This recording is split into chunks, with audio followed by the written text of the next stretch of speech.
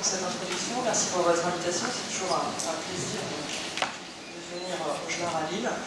Donc effectivement, je vais discuter rapidement des hémorragies graves sous anticoagulants, les nouvelles recommandations. Pourquoi les nouvelles recommandations? Eh bien parce que, vous l'avez peut-être vu passer à la SFAR ou sur le site de la SFAR surtout, on vient de sortir des recommandations formalisées d'experts qui s'appellent Gestion de l'anticoagulation dans un contexte d'urgence, un texte relativement large sur le sujet, mais surtout un texte multisociété. Donc bien sûr la SFAR y a participé, le GIHP aussi, et c'est à ce titre que j'en parle puisque j'ai l'honneur de présider ce groupe, qui est le groupe d'intervention en hémostase périopératoire. Le GIHP, c'est un groupe qui est constitué pour moitié d'anesthésistes réanimateurs et pour moitié d'autres spécialistes qui sont concernés par la thématique de l'hémostase périopératoire. Et puis on a écrit ce texte avec la Société française de médecine d'urgence et la Société française de thrombose et d'hémostase, ce qui nous permet d'emblée d'avoir des positions consensuelles dans notre prise en charge. Ce qui permet aussi de vous rappeler que le site du GIHP est ressuscité. Pour les moins jeunes d'entre vous, ce site préexistait, puis il avait disparu à force d'être hacké, et on l'a donc recréé. Ça a un avantage majeur, c'est que sur ce site, à l'adresse gihp.org, vous pouvez trouver tous les renseignements nécessaires à la gestion des hémostase périopératoire, et en particulier toutes les recommandations. Gestion des AOD en situation programmée, gestion des antiplaquettaires, la TIH et tous ses charmes, bref, tout est sur ce site. Les recommandations sur la gestion de l'anticoagulation en situation d'urgence, je vous ai dit, c'est un texte relativement long, mais qui s'explique aisément parce qu'en réalité, c'est la mise à jour de plusieurs recommandations. Il y a d'abord les recommandations de la Haute Autorité de Santé de 2008, qui est toujours en cours. C'est aussi les recommandations du GIHP et de la SFAR sur la gestion des AOD en situation d'urgence. C'est les recommandations de bonne pratique pour la maladie thromboembolique veineuse qui avait été coordonnée par la Société des pneumologues. Et puis il y a une petite part sur la neurologie, les situations d'urgence avec la thrombolyse intraveineuse d'un infarctus cérébral chez un patient sous AOD qui avait été coordonnée par la Société de neurologie et puis les hémostasiens français.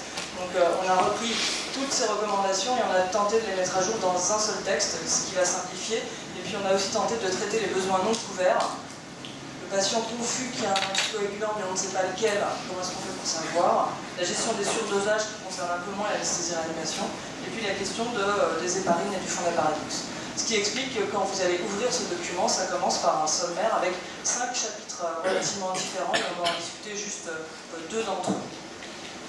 La méthodologie, puisque quand on parle de recommandations, il faut discuter de méthodologie, très classique. On a suivi la méthodologie de la SFAR, donc des questions formulées selon un format PICO, des groupes de travail qui ont travaillé. À partir des données de la littérature a été gradée, on a extrait les données les plus robustes, on a écrit des recommandations, on les a discutées, on les a corrigées, on les a rediscutées, on les a recorrigées, et une fois qu'on s'est mis d'accord, on les a votées, ce qui aboutit à ce texte. Bon, si on rentre maintenant dans le vif du sujet, finalement, vous êtes aux urgences, vous recevez un patient ou une patiente plutôt confuse, le CG de la fibrillation atriale, le patient n'est pas en capacité de vous dire ce qu'il a comme traitement, et ce patient présente une hémorragie. Donc dans la prise en charge, il y a plusieurs questions. Première question, est-ce que le patient a un anticoagulant, sachant qu'il n'est pas en capacité de le dire. Deuxième question, quel anticoagulant, parce que la prise en charge va dépendre en fonction de l'anticoagulant. Troisième question, est-ce que cette hémorragie est un problème? Et donc, est-ce que c'est une hémorragie grave qui va nécessiter une prise en charge, une hémorragie non grave, ou l'attitude qui sera plus attentiste? Il va falloir discuter de l'ensemble de ces questions. Et une fois que vous avez identifié l'anticoagulant et que vous décidez de le reverser puisque vous considérez que c'est une hémorragie grave, comment est-ce qu'on s'y prend? Est-ce qu'il faut juste arrêter les anticoagulants? Est-ce qu'il faut mettre de la vitamine K? Est-ce qu'il faut mettre des concentrés de complexe protéinique, plutôt du plasma? Est-ce qu'il faut mettre des antidotes spécifiques? Et finalement, l'objet de ces recommandations, c'est de mettre des cadres quand c'est possible, parce que là aussi c'est limité par ce qui existe dans la littérature, pour tenter de répondre à ces questions. Donc on commence par le départ. Vous recevez un patient confus. Comment est-ce que vous faites pour savoir si le patient a un anticoagulant et surtout quel anticoagulant c'est? Parce que si on fait le classique TP, INR, TCA, on réalise qu'assez vite, on se trouve limité dans la réflexion. Vous retrouvez par exemple avec la patiente qui était en photo, son TP est diminué, son INR est allongé, son TCA aussi.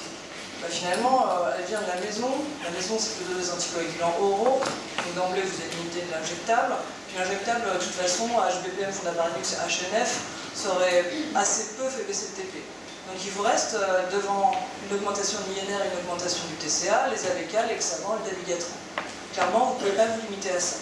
Et la première étape de ces recommandations, c'est de dire que chez un patient dont les informations relatives à la prise en charge d'un traitement anticoagulant ne sont pas connues, il est suggéré de réaliser une activité anti-DISA, qu'elle soit HBPM ou HNF, peu importe, et un temps de thrombine, en plus du TP-INR et du TCA, ce qui vous permet de détecter ou d'éliminer la présence d'un anticoagulant.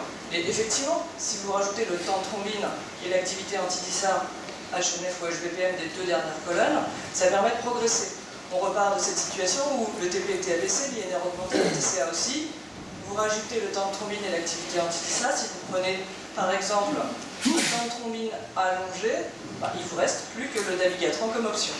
Et donc, en ajoutant au TP, INR, TCA une activité anti-DISA, HNF ou HBPM et un temps de thrombine, vous pouvez déterminer quel anticoagulant à votre patient, et évidemment dans les situations où il ne l'annonce pas. Si vous connaissez déjà le traitement anticoagulant, alors votre objectif va être de déterminer le niveau d'anticoagulation au moment où l'hémorragie survient. Et dans ce cas, pour les AVK, vous allez faire un INR très classiquement. Pour les pareils non fractionnés, les HBPM, elles font d'appareillix, ce sera chaque fois une activité anti-DISA, mais spécifique de la molécule. Et pour les AOD, vous allez demander une concentration spécifique. La dernière ligne, le cadre du bas, a pour objectif juste de dire que finalement, le ROTEM, le TEG et le CANTRA, dans cette situation, n'ont pas d'intérêt, ils ne vont pas vous permettre de déterminer le niveau d'anticoagulation au moment de l'accident hémorragique. Donc, vous avez déterminé quel était votre anticoagulant, vous êtes en capacité d'établir le niveau d'anticoagulation, et maintenant on prend l'exemple des AVK. Les AVK, comment est-ce qu'on fait pour antagoniser, quand est-ce qu'on antagonise? Et bien, je dirais que depuis les recommandations HAS de 2008, il y a assez peu de changements. La recommandation va rester d'administrer des concentrés de complexes prothrombiniques associés à de la vitamine K, aux posologies qui étaient déjà valables en 2008.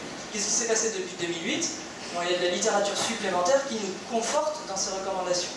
On a ce papier français, qui est une étude observationnelle des patients venus aux urgences pour une hémorragie grave sous AVK. Il y a 820 patients traités par AVK avec cette hémorragie grave, et vous voyez d'emblée sur les premières lignes, c'est un tiers d'hémorragie intracrânienne, un tiers d'hémorragie digestive, et le reste est assez variable. Les auteurs se sont intéressés, donc dans une étude observationnelle, elle n'est pas randomisée, à savoir si, lorsqu'on antagonise selon les recommandations, est-ce qu'on impacte le pronostic des patients? Est-ce que suivre les recommandations a du sens?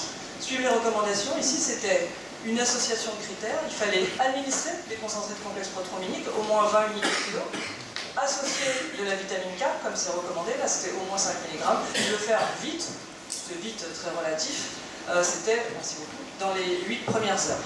Et les auteurs ont montré dans cette étude observationnelle qu'effectivement, une fois qu'on fait des appareillements statistiques, le fait d'antagoniser les AVK avec ces critères impacte la mortalité. Il y a une faible mortalité quand on suit les repos, la mortalité à 7 jours pour tous les patients, mais aussi ça diminue la mortalité dans la population spécifique des hémorragies intracrâniennes. Donc un argument fort dans le sens des recommandations. Et puis il y a ce papier qui est sorti cet été, cette fois-ci que des hémorragies intracrâniennes, de patients qui étaient traités par AVK, une grosse cohorte de patients, 10 000 patients.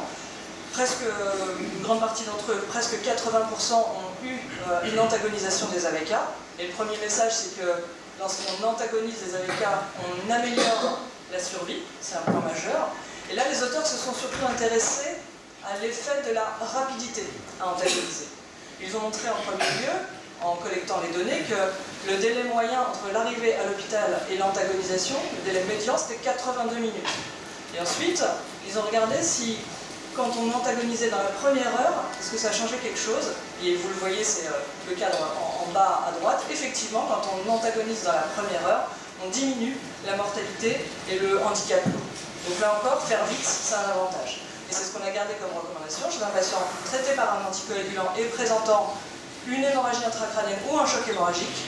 Il est recommandé de réverser le traitement anticoagulant sans attendre le résultat des tests biologiques, sauf s'il est disponible dans quelques minutes. Donc dans les situations vraiment urgentes, hémorragie intracrânienne, choc hémorragique, on n'attend pas d'avoir le niveau d'anticoagulation, on antagonise le traitement. Et pour les patients traités par AVK, je vous le disais, pas de grande nouveauté. Si c'est une hémorragie grave, avec un INR supérieur à 1,5, on arrête le traitement évidemment et on l'antagonise avec des concentrés de complexes protéiniques. Soit vous avez l'INR et vous adaptez à l'INR, soit vous n'avez pas l'INR et vous n'avez pas le temps de l'attendre et vous allez faire 25 unités kilo d'équivalent facteur 9, donc pas de différence par rapport au repos HAS de 2008.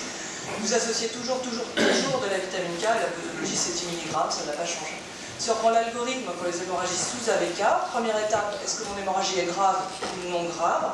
Dans les situations où l'hémorragie grave, je fais un INR en urgence, soit j'ai le temps de l'attendre, et dans ce cas, j'adapte les concentrés de complexes prothrombiniques à la valeur de l'INR, soit c'est choc hémorragique, hémorragie intracrânienne, je n'ai pas le temps d'attendre, et c'est 25 unités kilo d'équivalent facteur 9 de concentré de complexes prothrombiniques. Vous associez systématiquement de la vitamine K à la posologie de 10 mg. Ensuite, on recontrôle l'INR pour vérifier que la dose de concentré de complexe prothrombinique était la bonne et qu'il ne faut pas en ajouter. Je vous dis en premier, il faut savoir si c'est une hémorragie grave ou non grave. La définition des hémorragies graves, on est resté sur celle de 2008 parce qu'il n'y avait pas d'argument dans la littérature pour changer quoi que ce soit. C'est une définition très pragmatique. Une hémorragie grave ou potentiellement grave se définit par une hémorragie extériorisée non contrôlable par les moyens usuels, une instabilité hémodynamique, la nécessité d'un geste hémostatique urgent, la nécessité de transfuser les concentrés de globules rouges, une localisation connaissant un pronostic vital ou fonctionnel, une hémorragie digestive aiguë, une hémarthrose. Si ce n'est pas dans cette définition, alors c'est une hémorragie non grave, et les hémorragies non graves relèvent du même traitement que les surdosages asymptomatiques. Voilà pour les AVK, pas de grande transformation, des données dans la littérature qui nous confortent les recommandations précédentes. Pour le dabigatran, c'est un peu différent puisque on a un antidote aujourd'hui qui est l'idarucizumab, qui a un fragment d'anticorps monoclonal humanisé qui va se fixer au dabigatran pour inhiber son action. Et pour le coup, on a des données probantes aujourd'hui qui montrent l'efficacité et la sécurité de l'idarucizumab. Là encore, c'est un point important, on n'a pas d'essai randomisé qui compare chez des patients qui présenteraient un accident hémorragique grave associé au dabigatran de l'idarucizumab à pas d'idarucizumab. On a une étude de cohorte qui a transformé notre pratique. Néanmoins, c'est une étude de cohorte. L'ensemble des patients sont traités par l'idarucizumab. C'est 500 patients traités par dabigatran qui présentent soit une hémorragie grave, soit une nécessité d'une procédure urgente, et qui vont donc tous, et c'est le point majeur, il n'y a pas de groupe contrôle, tous recevoir de l'idarucizumab à la posologie aujourd'hui validée, celle que vous utilisez au quotidien, c'est-à-dire 5 grammes, une boîte, 2 flacons. Dans la boîte, il y a 2 flacons, et c'est toujours la dose complète, il n'y a pas d'adaptation aux caractéristiques du patient. Le critère de jugement de cette étude, c'était le temps de thrombine dilué, on pourrait dire comme étant le dabigatran libre qui reste dans le patient. Voilà les résultats de l'évolution de ce temps de thrombine dilué en fonction du temps. Vous voyez d'emblée que lorsqu'on administre les 2 flacons, la concentration en dabigatran libre s'effondre. Elle s'effondre chez tous les patients. On a la démonstration d'une efficacité biologique avec très peu de variabilité interindividuelle avec ce traitement. J'attire votre attention sur différents points. Le premier, c'est le problème du rebond. Vous notez que 12 à 24 heures après, chez près de 20% de la population, on a une anticoagulation qui va réapparaître. Si vous avez mis votre patient en bloc opératoire pour une appendicectomie, ce n'est pas très grave. Si votre patient a une hémorragie intracrânienne, de le voir de nouveau anticoagulé à H12 est un problème. Ce qui veut dire qu'il y a une population de patients pour lesquels il va falloir surveiller ce rebond d'anticoagulation pour discuter éventuellement d'une autre dose. Comment on sait quel patient va rebondir? Assez logiquement en réalité. C'est les patients dont le niveau d'anticoagulation initiale était très élevé. Très élevé, ça a été montré dans cette étude, c'est grosso modo supérieur à 200 nanogrammes par millilitre. Il partait de haut, on antagonise, il va y avoir le dabigatran qui était dans l'interstitium qui est relargué dans la circulation, et c'est chez ceux-là qu'il y a un risque de rebond. Donc les patients qui partent d'un niveau d'anticoagulation élevé. L'autre point, c'est les événements thromboemboliques, puisque évidemment on antagonise une anticoagulation. Est-ce que ça fait thromboser? De normaliser le stade? Est-ce que ça fait thromboser d'utiliser un antidote qui potentiellement pourrait avoir un potentiel prothrombotique? Donc on a des données pour dire que l'idarucizumab est un produit neutre sur l'hémostase. Il n'est pas porteur en lui-même d'un risque prothrombotique. Regardez juste dans un coin de votre tête que ici c'est 5%, ce qui me permettra de le mettre en balance par la suite. Donc un médicament globalement efficace et sûr. Si on prend l'algorithme de l'hémorragie sous dabigatran, en premier lieu, est-ce que c'est une hémorragie grave ou non grave? On reprend la même classification. Lorsqu'on considère que l'hémorragie est grave, évidemment il faut faire les gestes hémostatiques dès que possible, le traitement symptomatique et étiologique. Vous mesurez la concentration en dabigatran. Si vous n'avez pas le temps d'attendre, parce que tout de même ça prend en général une petite heure, Alors, vous administrez de l'idarucizumab à la posologie de 5 grammes, une boîte de flacons, sans aucune adaptation à quel que soit le critère du patient. Si votre niveau d'anticoagulation initiale était élevé, supérieur à 200 mg par millilitre, vous vous posez la question d'un potentiel rebond et surtout de l'impact de ce rebond sur votre patient. Et si vous partiez de très haut, que vous avez un rebond et que ce rebond n'est pas acceptable, l'exemple de l'hémorragie intracrânienne, alors éventuellement vous réadministrez de l'idarucizumab. Voilà pour le dabigatran, finalement c'est relativement simple, on a un antidote, il est efficace, sûr et on peut aisément l'utiliser au sein de cet algorithme. Pour les antidisa directs, la situation est plus compliquée.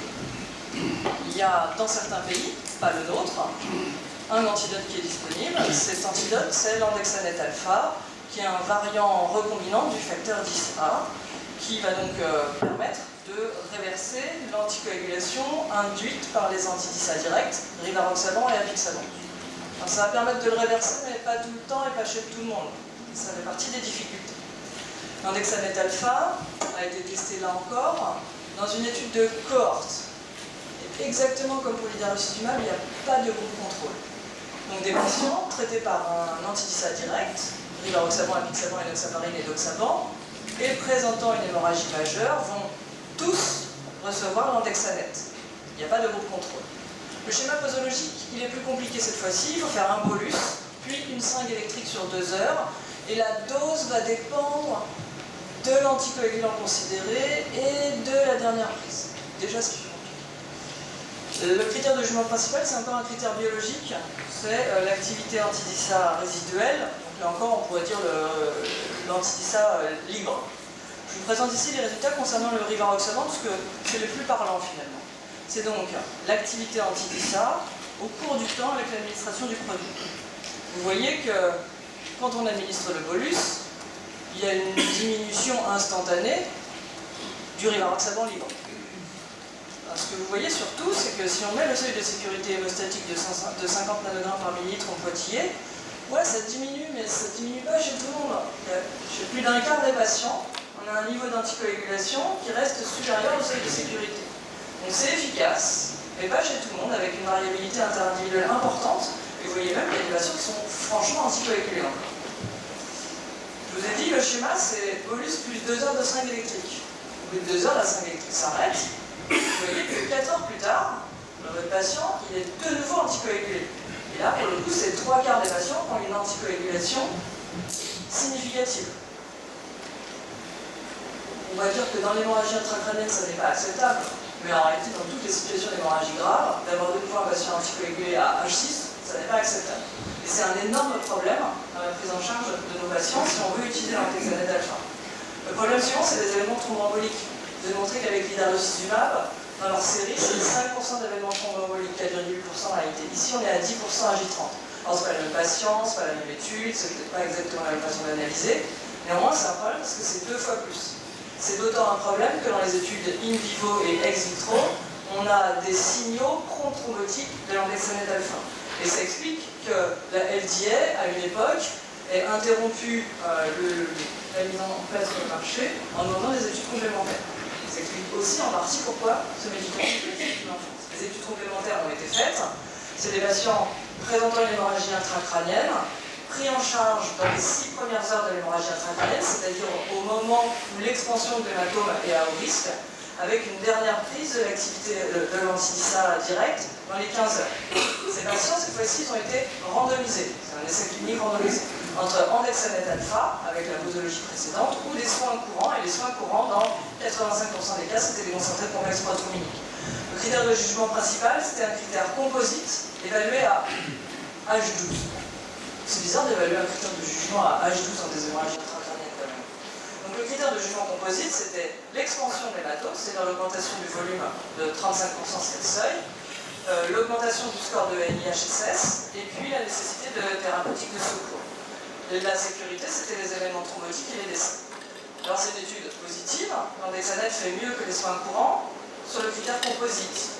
En réalité, sur les 3 éléments du critère composite, ça fait mieux uniquement sur ce que vous voyez à gauche, sur l'expansion de l'hématome. En utilisant l'andexanet alpha, à H12, il y a moins d'expansion de l'hématome.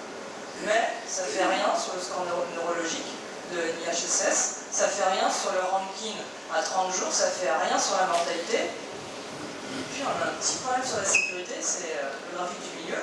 Il y a une augmentation des événements thromboemboliques et en particulier des AVC ischémiques. Donc l'efficacité, ouais, c'est plus efficace sur des images radiologiques avec aucun critère clinique aujourd'hui qui donne du sens à cette amélioration. Au prix d'un risque thrombotique, qui est un vrai risque thrombotique avec pour le coup des manifestations cliniques, et un médicament extrêmement coûteux qui n'est pas satisfaisant dans sa pharmacocinétique. Et aujourd'hui on ne l'a pas en France et je ne suis pas sûr qu'on soit si triste que ça. Ce qu'on a aujourd'hui, c'est les concentrés de complexes prothrombiniques. Au tout départ, on avait dit qu'on pouvait utiliser les non activés et les activés. Aujourd'hui, on garde les non activés. Malheureusement, le Canocad, on l'a vu, il est plus développé par le LFB parce qu'ils ont eu des difficultés et c'est regrettable parce qu'on aimait beaucoup. Il nous reste donc Octaplex et Confidex qui sont des concentrés qui apportent des facteurs 2, 7, 9 et 10 et qui sont finalement notre solution en cas d'accident hémorragique grave associé aux antidyssas directs. Juste si on s'intéresse au risque d'utiliser l'ensemble de ces structures, le risque thrombotique, vous voyez que l'idarufizumab est celui pour lequel le risque thrombotique est le plus faible dans l'analyse de la littérature. Les concentrés complexes prothrombiniques ne sont pas très loin, et de nouveau on retrouve l'andexanet avec un surrisque d'événements thrombotiques. Ce qui fait que si on devait désigner l'algorithme des hémorragies sous AOD antidyssa, de nouveau, est-ce que c'est une hémorragie grave ou pas grave? Dans les hémorragies graves, on mesure la concentration pour savoir d'où on part, puisque dans le fond, vous avez une hémorragie grave, vous mesurez la concentration et vous êtes déjà sous seuil de sécurité, l'affaire est jouée. Vous n'avez pas besoin de vous poser la question de comment améliorer l'hémostase, elle est déjà optimisée. Si à l'inverse, vous n'avez pas le temps d'attendre que votre niveau d'anticoagulation est élevé, alors vous faites des concentrés de complexes prothrombiniques. Comparé aux recommandations précédentes, on a un peu modulé la dose. Initialement, on avait prévu 50 unités kilo pour tout le monde. Maintenant, on fait 50 unités kilo dans les situations les plus graves, hémorragie intracrânienne et choc hémorragique. Et dans les autres situations, on a proposé entre 25 et 50, essentiellement parce qu'il n'y a pas de données dans la littérature qui permettent de trancher entre ces deux options. Et on sait aussi que dans un certain nombre de situations, en particulier non pas dans l'hémorragie grave, mais dans la chirurgie urgente, si vous prenez une péritonite, le patient est très inflammatoire, il est déjà très pro-thrombotique. Quand vous faites une péritonite chez un patient sous AOD, il faut réaliser qu'en réalité, même si vous ne faites rien pour réverser, avec l'inflammation, les patients ne saignent pas. C'est pour ça qu'on a modulé cette dose pour laisser du champ. La dernière diapositive concerne les hémorragies sous HBPM. On a essayé d'avancer sur ce sujet, puisque régulièrement on a des accidents hémorragiques graves aux HBPM dans l'hôpital, et on se pose la question de la protamine. Et on a fait un tour de la littérature, alors que les HBPM, ça fait maintenant des décennies qu'on les utilise. On a réalisé que la littérature sur ce sujet est extrêmement pauvre et ne permet pas vraiment de construire des recommandations solides. On est parti de la même chose. Première étape, est-ce que c'est une hémorragie grave ou non grave? Dans les hémorragies non graves, la question de la protamine ne se pose pas. Dans les hémorragies graves, on s'est dit que dans les plus graves, l'hémorragie intracrânienne ou le choc hémorragique, alors effectivement, on peut proposer de faire de la protamine. Dans les autres hémorragies, on a le temps de discuter et de réfléchir, ce qui explique qu'on a proposé de discuter la protamine au cas par cas en fonction du type d'hémorragie, en fonction du geste hémostatique possible et de son efficacité, et là encore en fonction du niveau d'anticoagulation. Bon, la protamine, ça tout le monde y aurait pensé. La vraie question, c'est quelle posologie et comment est-ce qu'on l'administre? Et c'est le point qui permet d'avancer avec ces recommandations, c'est le tableau. Les posologies de protamine qui sont proposées dépendent du type d'HBPM. Si vous utilisez l'enoxaparine et que la dernière injection c'était il y a 4 heures et que le patient vient de faire une hémorragie intracrânienne, eh bien on propose pour enoxaparine, dernière administration de moins de 8 heures, 0,5 mg pour 100 unités d'HBPM administrées. On a rappelé sur le cadre de droite qu'il faut l'administrer le plus lentement possible, au moins sur 10 minutes, sur une voie veineuse sous-périphérique, et qu'il n'y a pas besoin de faire de contrôle biologique derrière parce que le contrôle de toute façon sera faux. Vous pouvez retrouver l'ensemble de ces données sur le site de la SPAR, sur le site du GIHP, ainsi que les données qui concernent la chirurgie urgente et la prise en charge des AVC chez un patient sous anticoagulant. Si vous posez la question de savoir si vous pouvez thromboliser